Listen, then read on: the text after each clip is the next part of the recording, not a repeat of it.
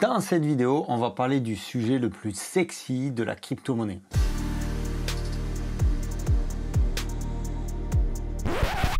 On va parler fiscalité. En fait, on va parler fiscalité sur 3 vidéos. Il y a tellement de choses à dire que sur une seule vidéo, ça aurait été trop long. Donc, j'en ai fait 3. Cette série a été construite avec l'aide de l'équipe de Waltio. Honnêtement, jamais je m'en serais sorti sans leur aide. Nous avons même pu devenir partenaires et en faire profiter la communauté Objectif Lune. Je t'explique tout ça un petit peu plus loin dans la vidéo. Dans cette première vidéo, on fera le tour dans les grandes lignes de la déclaration fiscale concernant le monde des cryptos. Dans la deuxième vidéo, je vous amènerai chez Waltio, cet outil qui présente une formule gratuite pour calculer votre impôt et vous aider à remplir votre déclaration fiscale. Pour finir, on abordera le sujet de l'optimisation fiscale dans la dernière vidéo pour déjà préparer l'impôt 2023 et ne pas refaire les mêmes erreurs. Sur cette chaîne, on parle crypto-monnaie, investissement et money management. Salut les pilotes, c'est Sylvain pour Objectif Lune.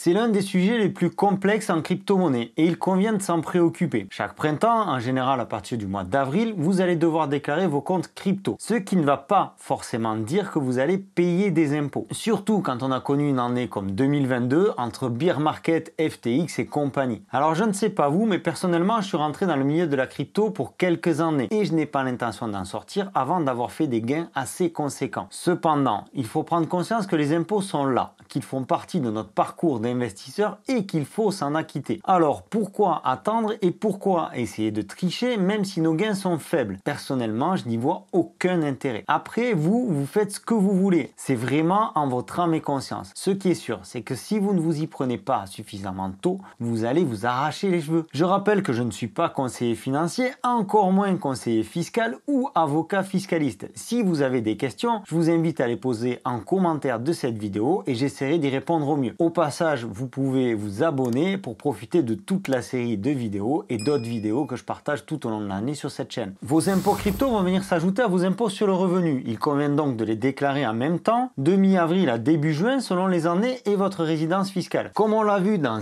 cette précédente vidéo, nous sommes en France sur un système déclaratif. C'est-à-dire que vous allez déclarer vos impôts, déclarer vos revenus, selon un système qui est basé sur la confiance. Le fisc vous fait confiance, vous êtes censé faire les choses correctement et si le fisc estime que vous n'êtes pas dans les clous, c'est à lui de le prouver. Alors si vous avez vu la vidéo, ils savent tout. Aujourd'hui, le fisc français a les moyens de tout savoir sur vos cryptos, sur vos dépenses, vos moyens, votre train de vie, etc., etc.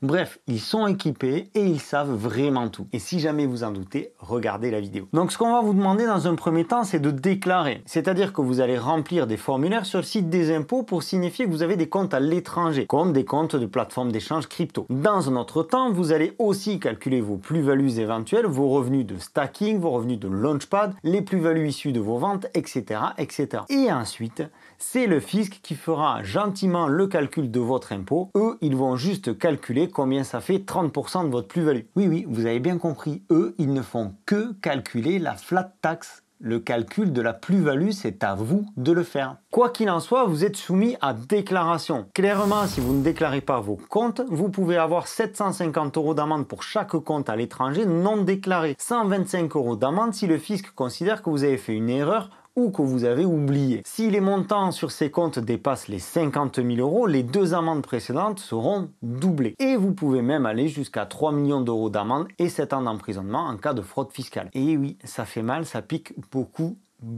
Notez que si vous détenez un compte sur une plateforme implantée en France et régulée PSAN, vous n'avez pas besoin de le déclarer. Cela se fait automatiquement. Attention toutefois, il y a des subtilités à propos de la date d'ouverture. Si votre compte a été ouvert il y a quelques années, déjà vous auriez dû le déclarer les années précédentes et ensuite il se peut qu'il ne soit pas rattaché. Pour vérifier si tout est OK, je vous invite à vous pencher sur le livre blanc Waltio dont je vous pose le lien dans la description et bien entendu en contactant le support Waltio ou même en contactant directement les impôts. Alors qu'est-ce que vous allez payer? Tout d'abord, ça dépend de votre statut. Si vous êtes un trader professionnel, vous êtes imposé dans la catégorie des bénéfices industriels non commerciaux, les BIC. Si vous êtes un mineur de crypto, vous êtes imposé dans la catégorie des bénéfices non commerciaux, les BNC. Et si vous êtes un particulier, à savoir que vous faites des cessions d'actifs de manière occasionnelle, ce que l'on va retrouver la plupart du temps. D'ailleurs, c'est pas super clair au niveau de la différence entre pro et particulier. La limite n'est pas clairement définie et c'est un peu à vous, en conscience, de choisir pro ou particulier. Ce que va regarder le fisc, c'est la proportion des gains en crypto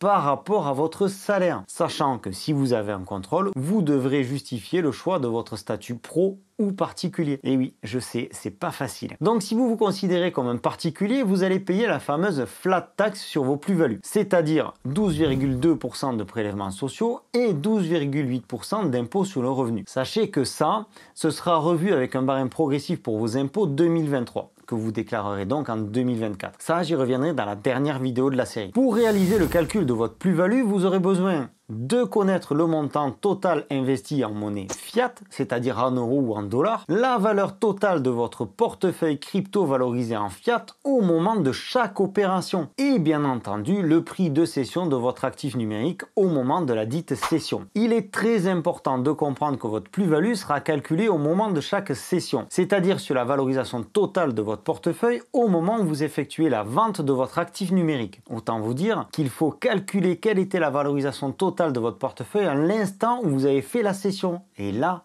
bon courage. Au moment où j'enregistre cette vidéo, nous sommes en avril 2023. Il faudrait donc que j'aille calculer pour chaque cession d'actifs en 2022, du 1er janvier au 31 décembre, combien valait mon portefeuille crypto global en euros. Alors global, ça veut dire toutes mes cryptos de tous mes exchanges, tous mes wallets. En gros, tout ce que je possédais au moment de la cession. Donc combien valait tout ça au moment où j'ai vendu peut-être 100 balles de Bitcoin en janvier 2022. Rien que d'y penser, j'ai mal à la tête. Soyons honnêtes, le fisc ne nous facilite pas la vie. De notre côté, maintenant que vous êtes au courant, vous pouvez prendre les devants pour la déclaration 2023 et prendre des notes à chaque fois que vous faites une vente. Bon courage. Ou alors vous faites comme moi, vous envoyez tout balader et vous utilisez une solution qu'il fait pour vous. Pour conclure ce chapitre, sachez que vous devrez additionner tous ces calculs, qu'ils soient positifs ou négatifs, et ça vous donnera votre plus ou moins value globale. Vous comprenez donc que comme ce calcul est effectué pour chaque session et additionné sur toute l'année, vous pouvez vous retrouver avec un portefeuille global en moins-value en fin d'année, mais avec un montant de plus-value positif et donc des impôts à payer. Et vice-versa. Il y a comme une légende urbaine autour des fameux 305 € de plus-value. Ces 305 € entrent en jeu en tant qu'exonération d'impôts. Donc déjà, ça veut dire qu'il faut les déclarer. De toute façon, mettez-le-vous bien en tête, vous devez déclarer. Beaucoup d'entre nous pensent à tort qu'il faut avoir fait plus de 305 € de plus-value pour payer des impôts. Eh bien non, ce n'est pas la vérité, c'est faux. L'exonération des 305 € ne concerne pas les plus-values. Vous vendez 1000 € de Bitcoin en ayant fait 100 € de bénéfices. Vous devez payer des impôts. Parce que la règle des 305 € concerne la somme des ventes. Pour ne pas payer d'impôts, il faut vendre pour 305 € par an maximum, autant dire une broutille. On va être imposé sur ce que l'on va convertir en euros ou en fiat plus généralement. C'est-à-dire que tant que vous faites des transactions crypto, vous n'êtes pas imposé. Si vous échangez des bitcoins contre de l'Ethereum, ça ne compte pas dans le calcul de la plus-value. Pareil si vous échangez des bitcoins contre des stablecoins comme l'USDT, l'USDC ou autre. Par contre, dès que vous retirez de la crypto d'un exchange pour de la monnaie fiat ou dès que vous utilisez la carte d'un exchange, vous convertissez automatiquement en euros. Vous convertissez en fiat. Et donc vous pouvez être imposé sur vos plus-values. Une précision toutefois concernant les cartes liées aux plateformes d'échange, si vous alimentez votre carte en euros pour bénéficier du cashback, eh bien vous n'êtes pas imposé au titre de la flat tax. D'ailleurs, vous n'êtes pas non plus imposé sur le cashback. En revanche, si ce cashback vous génère une plus-value parce que le token qui vous est reversé en cashback prend de la valeur et que vous le vendez, vous serez imposé sur la plus-value liée au token du cashback. J'ai parlé des exchanges et beaucoup pensent que les actifs qui se trouvent sur des wallets DeFi ne sont pas imposables. Alors pour l'instant, il n'est pas obligé de déclarer qu'on a des comptes DEX ou des wallets comme MetaMask, Ledger ou autres. La seule chose qui est obligatoire de déclarer, ce sont nos comptes à l'étranger, c'est-à-dire sur les plateformes d'échange. Cependant, on l'a vu dans la vidéo Big Brother, la blockchain est extraordinaire dans le sens où tout est traçable. Et comme il va falloir justifier vos entrées et vos sorties d'argent sur ces plateformes d'échange, à un moment ou à un autre, vous allez être obligé de mettre dans la boucle vos wallets DeFi. Et donc, indirectement, les entrer dans le calcul de vos plus-values, ne serait-ce que pour calculer la valorisation totale de votre portefeuille au moment de la cession. De toute façon,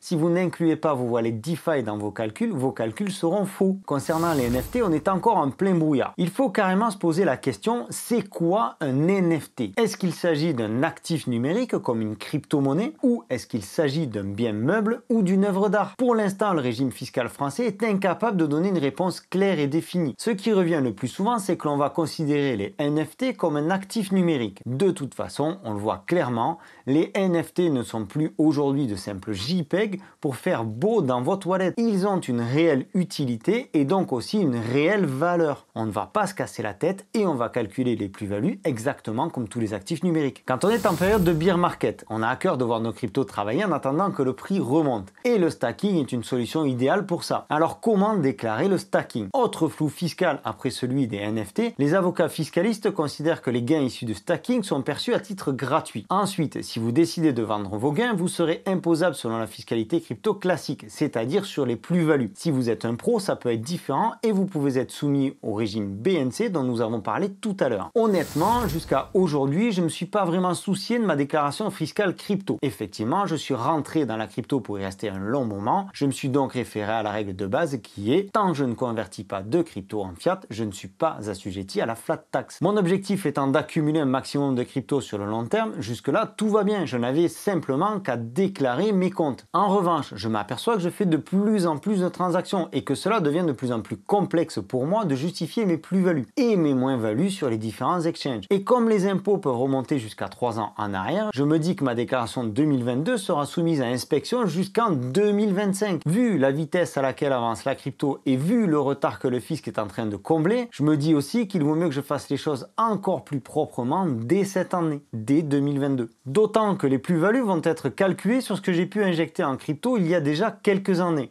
quand j'ai commencé dans la crypto. Là, vous avez tous les éléments pour déclarer votre situation fiscale crypto par vos propres moyens. Et je vous souhaite bon courage pour remonter l'intégralité de l'année à la recherche de chacune de vos sessions. Dans mes recherches, j'ai été amené à découvrir Waltio. Le principe de Waltio, c'est simplement de calculer pour nous toutes les transactions entrantes, sortantes et les transactions internes sur nos différents exchanges, wallets et blockchain. Ce qui va nous permettre un gain de temps considérable. En fait, dès que vous atteignez un certain volume, c'est juste impossible avec une feuille Excel. Ou alors vous allez y passer 6 mois et c'est pas le but. Sans compter que vos calculs ne seront certainement pas justes. Vous avez 99% de chances d'oublier des choses. Waltio va vous permettre de présenter aux impôts des comptes propres et on va dire honnête, pour peu que vous ayez renseigné la plateforme honnêtement en mentionnant tous vos comptes. Rendez-vous dans la prochaine vidéo pour quelques précisions sur la déclaration fiscale 2022 et l'utilisation de Waltio. C'était Sylvain pour Objectif Lune, je vous souhaite une excellente continuation et je vous dis à très bientôt. Ciao!